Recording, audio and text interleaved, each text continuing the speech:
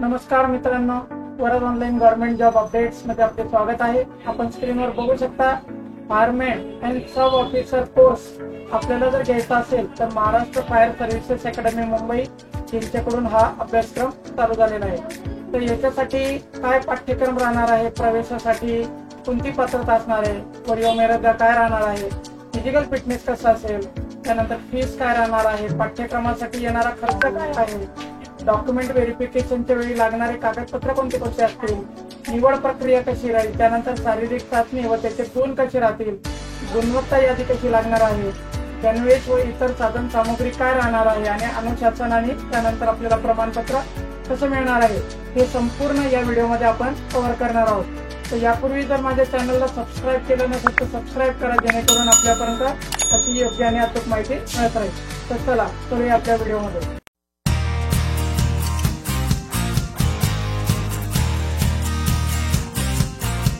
तर मित्रांनो, याप्रमाणे आपण माहिती पत्रकाच्या स्क्रीनवर आलेलो आहोत। फक्त आपले 5 मिनिटं द्या, व्हिडिओ जास्त लांब होणार नाही। याची माहिती आपल्याला डिटेल सांगण्याचा प्रयत्न करतो। आपण इथे बघू शकता की अग्निशामक प्रशिक्षण पाठ्यक्रम हा फक्त पुरुष उमेदवारांसाठी आहे आणि याचा कालावधी जो आहे जानेवारी 2025 ते जून 2025 आणि जुलै 2025 ते डिसेंबर 2025 असा राहणार आहे। ठीक आहे। उपस्थानक म्हणजे अग्नि प्रतिबंधक अधिकारी हा जो कोर्स आहे हा 40 क्षमतेचा असतो आणि याचा कालावधी जुलै 2025 ते जून 2026 असा राहणार असून तो देखील फक्त पुरुष उमेदवारांसाठी राहणार आहे। ठीक आहे। तर तरुण आणि होतकरू जेवढे उमेदवार आहेत ज्यांना भविष्यात अग्निशमन सेवेमध्ये अग्निशामक किंवा अधिकारी म्हणून कारकीर्द करायची आहे त्यांच्यासाठी हा कोर्स चांगला राहणार आहे। ठीक आहे। प्रवेशासाठी जी पात्रता आहे आपण इथे बघू शकता, अग्निशामक यासाठी 18 ते 23 वय लागणार आहे आणि उपस्थानक अधिकारीसाठी 18 ते 25 वय राहणार आहे। ठीक आहे। कास्टमध्ये जर असेल तर 3 वर्ष आणि 5 वर्ष असे इथे सूट राहणार आहे। शारीरिक पात्रतेमध्ये इथे बघू शकता की उंची जी आहे अग्निशमनासाठी 165 सेंटीमीटर किमान असली पाहिजे आणि वजन 50 किलो असलं पाहिजे। छाती जी आहे 81 सेंटीमीटर सर्वसाधारणपणे फुगवल्यानंतर 86 सेंटीमीटर म्हणजे 5 सेंटीमीटर आपली फुगवता आली पाहिजे। ठीक आहे। त्यानंतर अधिकारी या पदासाठी सेम आपली क्रायटेरिया आहे, 165 सेंटीमीटरची किमान आपली उंची असली पाहिजे, 50चं वजन असलं पाहिजे आणि 81 ते 86 आपल्याला छाती फुगवता आली पाहिजे। फिजिकल फिटनेस मध्ये आपण बघू शकता की आपले डोळे जे ते चांगल्या स्थितीत असले पाहिजे, 6x6चा आपलं दृष्टी असली पाहिजे। ठीक आहे। कोणत्याही प्रकारचा कान, नाक किंवा घशाचा आजार आपल्याला नको, हाडांचा किंवा सांध्यांचा आजार नको किंवा मानसिक कोणताही आपल्याला आजार असता कामा नये।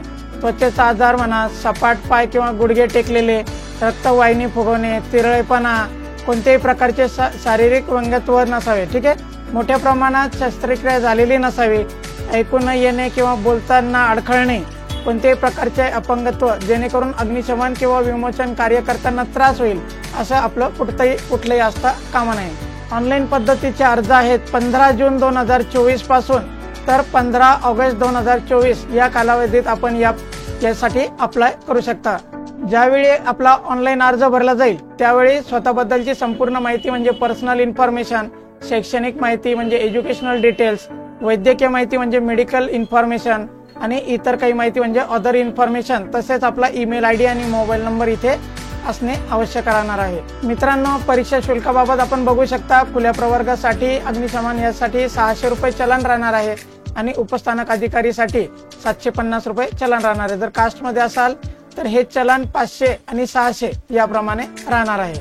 परीक्षा शुल्काचा जो भरणा आहे तो आपण credit card, debit card, internet banking किंवा UPI द्वारे देखील करू शकता। पाठ्यक्रमाचा येणारा अंदाजित खर्च आपण इथे बघू शकता स्क्रीनवर। अग्निशमन या पाठ्यक्रमासाठी प्रशिक्षण शुल्क जे आहे 13,000 रुपये आहे। निवासी खर्च 50 रुपये ते 70 रुपये प्रतिदिन लागणार आहे। ट्रेनिंग अम्युनिटीज जे आहे 2,000 रुपये राहणार आहे। भोजन खर्च आपला 300 रुपये प्रतिदिन राहणार आहे। गणवेश व इतर साहित्यावर अंदाजे 10,000 रुपये आपले खर्च होणार आहे।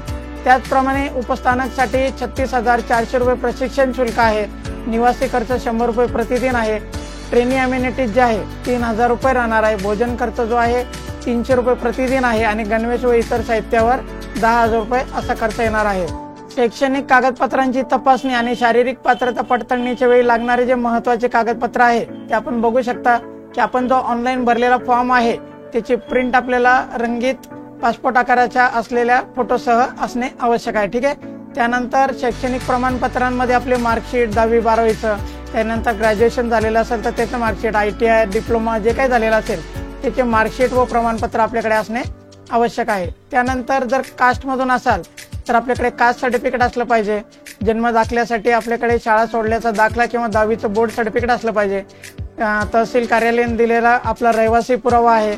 खेळाडू असल्याबाबतचे प्रमाणपत्र असल्यास त्याचा फायदा घेऊ शकता. ड्रायव्हिंग लायसन, NCC प्रमाणपत्र, नागरी संरक्षण दलाचे प्रमाणपत्र, होमगार्ड असेल तर होमगार्डचे प्रमाणपत्र, संरक्षण दलात कार्यरत असलेले सैनिक किंवा माजी सैनिक पाल्यांचे प्रमाणपत्र, वैद्यकीय प्रमाणपत्र या गोष्टी आपल्याला इथे लागणार आहेत. यामध्ये पाठ्यक्रमासाठी जी आपली निवड आहे ती आपली ऑनलाईन परीक्षा आणि शैक्षणिक कागदपत्रे व शारीरिक पडताळणी यांच्या आधारे केली जाणार आहे. गुणवत्तेनुसार आपल्याला या पाठ्यक्रमास प्रवेश मिळणार आहे. शारीरिक चाचणी आणि त्याच्यासाठी मिळणारे गुण आपण इथे बघू शकता. उंची 165 सेंटीमीटर, वजन 50 किलो, छाती 81 ते 86 सेंटीमीटर असली पाहिजे आणि त्यासाठी मिळणारे गुण जे आहे ते आपण इथे स्क्रीनवर बघू शकता. जर आपली छाती चांगली फुगत असेल 81 सेंटीमीटर पासून तर 86 आणि 86 पासून पुढे 6, 7, 8, 9, 10 अशी सेंटीमीटर जर फुगत असेल तर त्याप्रमाणे आपल्याला इथे गुण मिळणार आहेत. मित्रांनो, जर आपल्याकडे वाहन चालविण्याचा परवाना, NCCचं प्रमाणपत्र, सिव्हिल डिफेन्सचा कोर्स किंवा होमगार्ड वगैरे प्रमाणपत्र असेल तर त्याप्रमाणे आपल्याला इथे गुण मिळणार आहेत. जर आपण खेळाडू असाल तर आंतर शालेय किंवा जिल्हा स्तर, राज्यस्तर आणि राष्ट्रीय स्तर याप्रमाणे आपल्याला इथे गुण मिळणार आहेत. शैक्षणिक व इतर कागदपत्रांची जी तपासणी आहे, सर्व मूळ कागदपत्रांची तपासणी शारीरिक पात्रता ज्यावेळेस आपली होईल त्यावेळेसच होणार आहे आणि शारीरिक चाचणीमध्ये उत्तीर्ण होणारे विद्यार्थी ऑनलाईन परीक्षेसाठी बोलवले जाणार आहे. ऑनलाईन परीक्षेसाठीची जी तारीख आहे ते आपल्याला संकेतस्थळावर लवकरच बघायला मिळणार आहे. एकूण 100 गुणांची बहुपर्यायी प्रश्नावली इथे राहणार आहे. 1.5 ते 2 तासाचा आपल्याला अवधी दिला जाईल, ज्यामध्ये मराठी, इंग्रजी, सामान्य ज्ञान, बौद्धिक क्षमता चाचणी आणि गणित या विषयावर आपली परीक्षा घेतली जाणार आहे. यामध्ये आपली गुणवत्ता यादी म्हणजे मेरिट लिस्ट जी आहे ती आपली शारीरिक चाचणी आणि कागदपत्रांची पडताळणी यानंतर या दोघांची गुणांची बेरीज करून काढण्यात येणार आहे. या गुणवत्ता यादीनुसारच आपल्याला पाठ्यक्रमासाठी इथे प्रवेश दिला जाणार आहे आणि त्या अगोदर आपली वैद्यकीय चाचणी इथे घेतली जाणार आहे. इतर माहितीमध्ये आपण बघू शकता, अपूर्ण अर्ज गृहीत धरले जाणार नाही. शैक्षणिक कागदपत्रांची तपासणी, शारीरिक चाचणीसाठी येण्या जाण्याचा प्रवास खर्च व राहण्याची सोय स्वतः उमेदवारास करावी लागणार आहे. त्या स्थितीत व वातावरणात शारीरिक चाचणी घेण्यात येणार आहे. स्वखर्चाने परीक्षेसाठी आपल्याला यावं लागणार आहे. हे प्रशिक्षण केंद्र कोणत्याही प्रकारे होणाऱ्या दुखापतीस किंवा अपघातास जबाबदार राहणार नाही. निवड प्रक्रियेमध्ये कोणत्याही टप्प्यावर अडचणी निर्माण होऊ नये म्हणून उमेदवाराने पाठ्यक्रमासाठी अर्ज भरताना त्याच्या अटी व शर्ती वाचून घ्यायच्या आहे.